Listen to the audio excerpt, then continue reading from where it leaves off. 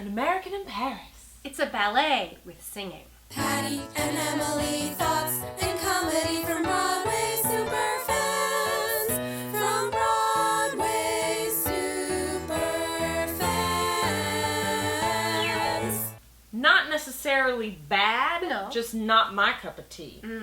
You know, I wouldn't say there was definitely things that I have legitimate problems with. But overall I was like, this just is not my bag. You know what it was?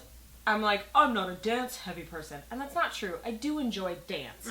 And I do enjoy ballet. I thought the ballets were too long for the amount of story the ballets were telling. I would have rather seen the entire show be a ballet and tell the entire story in ballet, right? Yeah. Because it was sort of like story, stop, we're gonna dance for a while, and like it's beautiful dancing. But I'm like, why don't you tell me the story with dance? Yeah. Like during that 11 o'clock number ballet, it was Well, and because that was the performance and also her sort of dream ballet in the middle of it, if that were sort of the only big one, then great. But we had because that really was like ballet. we're building up to this performance that she's going to give. So that would have made sense. But the one by the river, which that whole part we did not I like. hated that whole scene. But I felt like they were like, we're gonna write this ballet and you're gonna be in it and we're gonna write this and you're gonna design and all that stuff, and I was like, what is that fucking ballet about? There was no story to the ballet within the show. Right. And then it just went into a dream sequence where she was like, I wanna be with that dude. But it wasn't like a big ballet where all of, she wasn't like being torn between different lovers or anything like that. It was just straight up. Right. him. Well, and in the Playbill, it's listed as an American in Paris, which it doesn't tell that story that I could see. And you have his cubist design that's like in these primary colors of red, yellow, and blue. And I think it was just capturing the time period. The time period of the Gershwins writing that music, and the art of the period, and the dance of the period. I took a dance appreciation class in college, my one semester, freshman year, so I'm kind of an expert. No, I'm not at all. But, like, there were very classical ballet movements in it, and also a bit of, like, the modern, like, when they were, like, I don't know, I'm not doing what they're doing at all. We're not dancers. But it wasn't just straight up Swan Lake, Right. There were more modern elements in it. It was like a modern ballet for 1945. You know what I felt was this show is like, we've seen musicals where it was like story and then like a song happens and the song adds nothing. It's like nice to listen to, but it doesn't add to the story and it doesn't move the story along anywhere. It just happens. Right. That's what the dancing in the show was. It was beautiful to look at, but it was happening. It wasn't adding story. Well, for example, the dance by the river where... First of all, we hated that song. And it made us hate that character. Yeah, okay. So... for those of you, I have never seen the movie. You've never seen the movie. This is our only introduction to an American in Paris. The main character, it's an ensemble piece, but he's like the protagonist. I guess he's the protagonist, Jerry. He obviously sees a beautiful French woman who all of the men in this show are in love with.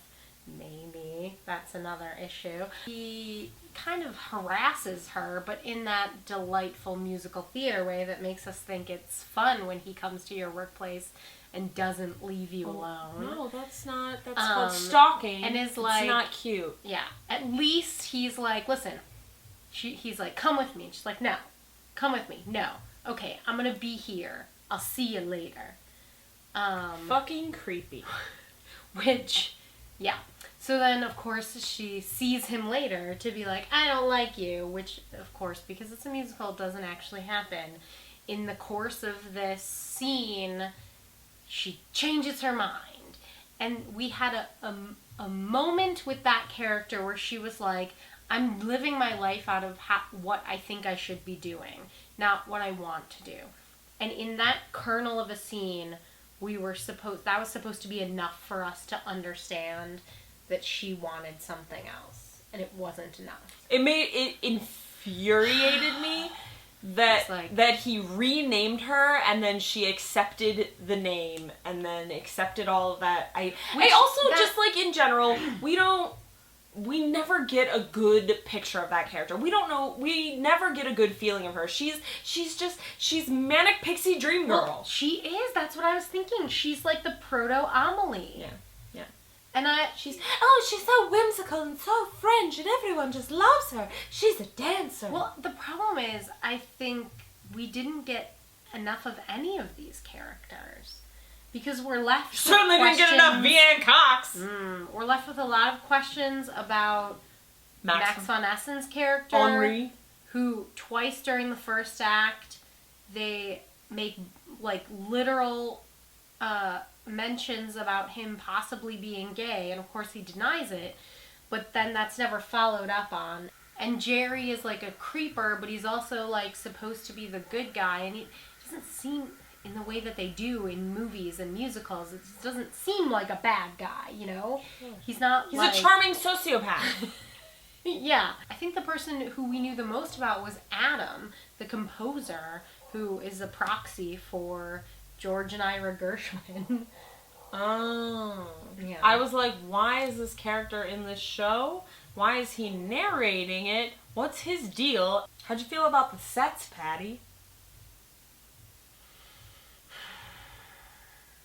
First and foremost, always use real sets, never use projections. These were what I thought they were very well done projections that never should have existed in the first place, because you shouldn't use projections, but the projections were done very well. I gotta say, hands down, my favorite performance, hands down, Veanne Cox. She was fantastic. Because she's perfect in everything she does. Jill Paice, though. Oh, Jill Paice! I mean, I wasn't saying, like, everyone else was shit. I was saying... As much as we're, like, having issues with the show itself, performances. Performances. And those dancers, incredibly beautiful. Whatever we may or may not feel about ballet and watching 20-minute long ballets in the middle of a musical... Jesus Christ. I mean, the talent is undeniable. Veanne Cox is She was great. I love her so much. She's great. so incredible. She didn't have any songs, which is really offensive. No. Yeah. She was in Caroline or Change. So I don't know what the fuck is wrong with everyone that didn't give her a song. I mean, it's the Gershwin's fault. I was gonna say, but, like, the problem with the show is with the music. I mean, not, like, the music, good songs, but, like, were you just, like, this one? Yeah, a little bit. And that one. No, put that one back. Not someone who wants someone to watch over me. Wonderful. Not that one. That other one from Nice Work. No, that other one from Nice Work. Let's talk about Jill Paice, because she was fucking phenomenal. Oh my god. I want that pants outfit in my life. Now that I'm thinking about it, sitting here, I think her character was the most developed. Oh, definitely, by far. And the one I understood we got her. the most. She was absolutely the most well-written character, because she came in, you get her. You get what's going on, you know what her deal is. She had a nice little arc. Yes. A complete arc. She had a complete arc, and she was so heartbroken for her. Like, she's gorgeous, she can sing, she can dance, she can do everything. So wonderful to see her in a show and be like, you're fucking awesome. She looked so good in that club scene. Oh, also, God, yeah. Because she had a crazy fast quick change into the next scene where she's wearing, like, a ball gown. Yeah, and that ball gown was beautiful, too. Just all of her costumes. Yeah. I just loved how modern and awesome she was with those pants and the turban. And the, like, tea-length dresses. Gloves. I loved that all of her dresses were teal. Bob Crowley did the costume design as well as the set design, so I gave him a 50%. Beautiful costumes, Just terrible kidding. set. It's hard to say. I love the act. Like, I love Max von Essen. Yeah, absolutely. I enjoy his work. I think he's phenomenal. But sometimes the material doesn't live up to the performer. Yeah. And then you're like, you're giving a good performance, the material's they're not giving you much to play with. You're doing the most you can with the material you're given.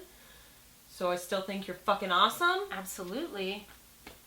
But, well, I needed his character to fucking say that he was gay. Yeah, like, that is a great storyline. That's an interesting storyline. Like, that would have made the whole relationship more complicated and more interesting. And, like, that is a fucking thing. Like, I'm sorry. I'm so angry right now. But, like, it's 2015 and this show may be old, but it is for now. Like, you are giving it to an audience that is 2015. And, like, this is Broadway. We get the gay thing. We want the gay thing. Well, tell us about the gay people. Gay people existed back in the day, and you can talk about it. From Broadway Superfans. First show with the speaky and the singy.